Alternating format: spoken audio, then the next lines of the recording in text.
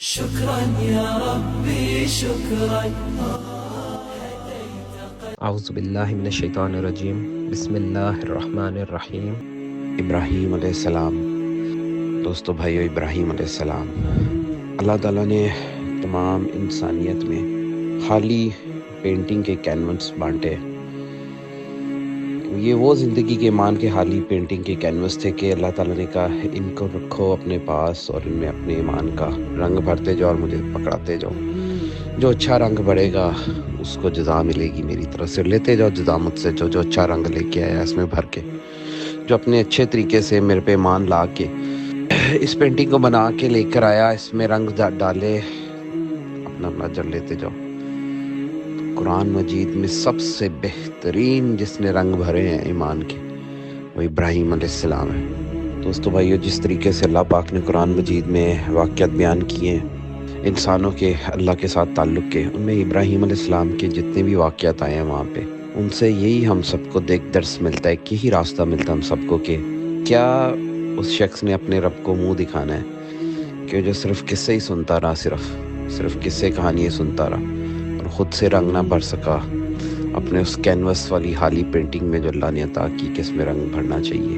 اپنے ایمان کر اللہ کو واپس کرنی ہے ایک نہ ایک دن وہ تختی۔ قصے ہی سنتا رہا وہ بندہ، صرف لوگوں کے کہانیاں سنتا رہا، خود سے کچھ نہیں اللہ سے تعلق بنایا، اور اپنی زندگی میں گزرے ہوئے واقعات جو آنے ہیں، اس کے زندگی میں جو واقعات آنے ہیں، جو مشکلیں آنی ہیں، جو چیزیں آنی ہیں، جو امتحان آنے ہیں، اس میں اللہ تعالیٰ کے اوپر یقین رکھ کے نہ چلا ہو، اور اس نے اللہ تعالیٰ کے ساتھ جو اس کا تعلق ہے اس سے واقفیت حاصل نہیں کی خود سے محنت کر کے۔ اس کی مثال ایسی ہے جیسے پی ایچ ڈی کی یونیورسٹی میں جب نوٹس جمع کرائے جاتے ہیں تو ڈگری اسے ہی ملتی ہے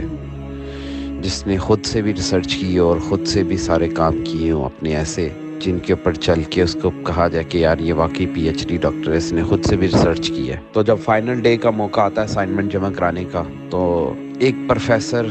2 پروفیسر، 3 پروفیسر، 10 پروفیسروں کی اگر لگی ہوئی ہے وہاں پہ ایک بینچ ایک بنا ہوا ہے، اور آپ اپنی اسائنمنٹ جمع کراتے ہیں، تو اس دن اٹھا کے اگر منہ پہ مار دی گئی اسائنمنٹ کہ تمہارے اپنے نوٹس کہاں ہیں، اس میں خود سے زندگی میں کیا اللہ کو پہچانا، کہ قصے ہی سنتے رہے وہ لوگوں کے جن کے ساتھ اللہ کے تعلقات سے صرف انہیں ہی سن کے صرف زندگی گزار دی، بس خود سے کوئی تعلق بنایا اپنے رب سے، کیا خود سے جانچا اپنے حالات کے تحت اپنے رب کو دیکھا۔ تو دوستو بھائیو، ابراہیم علیہ السلام کی زندگی ہمیں یہی بتاتی ہے قرآن پاک سے۔ اللہ کے نبی کا ارشاد ہے کہ آخرت میں سب سے پہلے جو ہے نا کپڑے ابراہیم علیہ السلام کو پہنائے جائیں گے، لباس پہنایا جائے گا ان کو۔ وہ کیوں پہنایا جائے گا؟ وہ واقعات آپ نے پڑھے ہی ہوں گے، سنے ہی ہوں گے۔ اچھا، ایک آیت ساتھ لگائی جا رہی ہے، آڈیو آیت ہے، اس مسلمانوں، تمہیں ابراہیم اور ان کے رفقا کی نیک سیرت کو اپنانا ضروری ہے۔ جب انہوں نے اپنی قوم کے لوگوں سے کہا کہ ہم تم سے اور ان بتوں سے جن کو تم اللہ کے سوا پوجتے ہو بے تعلق ہیں، ہم تمہارے معبودوں کے کبھی قائل نہیں ہو سکتے، اور جب تک تم ایک اللہ پر ایمان نہ لاؤ ہم میں تم میں ہمیشہ کھلم کھلا عداوت اور دشمنی رہے گی۔ ہاں، ابراہیم نے اپنے باپ سے یہ ضرور کہا تھا کہ میں آپ کے لیے مغفرت مانگوں گا، اور میں اللہ کے سامنے آپ کے بارے میں کسی چیز کا کچھ اختیار نہیں رکھتا۔ اے ہمارے پروردگار، تجھی پر ہمارا بھروسہ ہے اور تیری ہی طرف ہم رجوع کرتے ہیں اور تیرے ہی حضور میں ہمیں لوٹ۔ اس میں ابراہیم علیہ السلام ان کے رفقا کے بارے میں اللہ پاک نے فرمایا ہے کہ ہمیں ترغیب دی اللہ تعالیٰ نے کہ کیسے ہم نے ان کو ان کے رفقا کی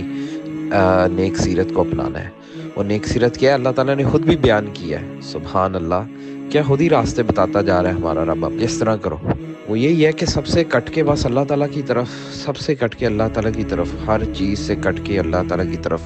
اس سے یہی ملتا ہے کہ بندہ یہی تک نہ سوچے کہ میرے گھر کے کرائے آ رہے ہیں مجھے بچا لیں گے، میرے ڈیویڈنڈ فنڈز مجھے بچا لیں گے آخرت میں، جب میں مرنے والا ہوں گا بڑے بڑھاپے میں میری اولاد میرا سہارا بنے گی۔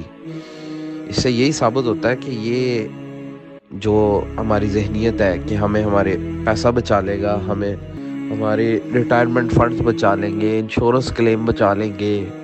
جو انشورنس پالیسی میچور ہو جائے گی کسی نے یہ سوچا ہے وہ بچا لے گی، میری دکانوں کے کرائے آئیں گے بچا لیں گے، کسی نے سوچا میری اولاد میری بنے گی وہ مجھے تھام لے گی آخرت میں جب مرنے کے قریب آؤں گا۔ تو ان سب کو بھی پیچھے کر کے اگر اللہ کی طرف دھیان ہو انسان کا تو میرے خیال سے یہ بہت بڑی کامیابی ہے انسان کے لیے. لیکن کیا ہم لوگ اس چیز کو پہچان پا رہے ہیں اس بات کو کہ ان باتوں کے اندر پیغامات کیا ہیں قرآن مجید میں؟ دوستو ابراہیم علیہ السلام ان کا لائف سٹائل، ان کا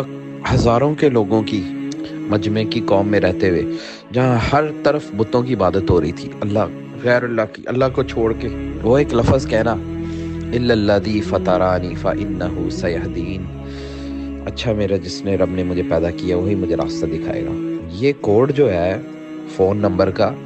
یہ ادھر کیوں جا کے لگا اللہ تعالیٰ کو؟ اسی لیے لگا کہ پیدا ہی اس نے کیا ہوا تھا. تو ایسے رب کو پہچاننا اس طریقے سے بہت بڑی بات ہے. اس کے بعد ان کے معاملات جو تھے اللہ تعالیٰ کے ساتھ وہ قرآن میں آپ نے سنے ہی ہوں گے. میں وہ قرآن کی آیت اگر آپ ساتھ سنیں تو آپ بڑا ایک انسان پہ ایک طاری ہوتی ہے کیفیت، مجھے تو بڑا یعنی کہ آپ سنیں گے پلیز تو بڑا اچھا یعنی کہ ہمیں ایمان کی تازگی کی کیفیت ملے گی. وہ آیت ساتھ لگائی جا رہی ہے. ہاں، جس نے مجھ کو پیدا کیا وہی مجھے سیدھے رستے پر لے چلے گا، اور یہی بات وہ اپنے بعد اپنی اولاد میں چھوڑ گئے تاکہ وہ اللہ کی طرف رجوع رہیں. بات یہ ہے کہ میں ان کفار کو اور ان کے باپ دادا کو مال و متاع دیتا رہا یہاں تک کہ ان کے پاس حق اور صاف صاف بیان کرنے والا پیغمبر آ پہنچا، اور جب ان کے پاس حق یعنی قرآن آیا تو کہنے لگے کہ یہ تو جادو ہے اور ہم اس کو نہیں ماننے کے. تو دوستو ابراہیم علیہ السلام، رحمتیں سلامتیں اور برکتیں ہوں سیدنا ابراہیم علیہ السلام پر اور نبی اکرم محمد صلی اللہ علیہ وآلہ وسلم کی اوپر اور ان کی آل پر اور تمام